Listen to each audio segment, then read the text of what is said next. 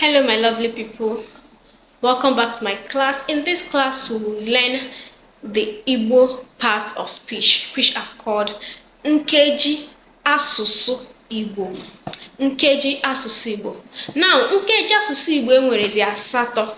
That is, we have 8 parts of speech in Igbo language. They are: number 1, mkpọaha; number 2, nnọchiaha; number 3, ngwa; number 4, nkwuwa; number 5, nkọwa; number 6, mbuzo; number 7, njikọ; number 8, ntimkpu. These are the parts of speech that we have in Igbo language. In my next class, I will explain them one after the other and I will give the examples. Thank you very much.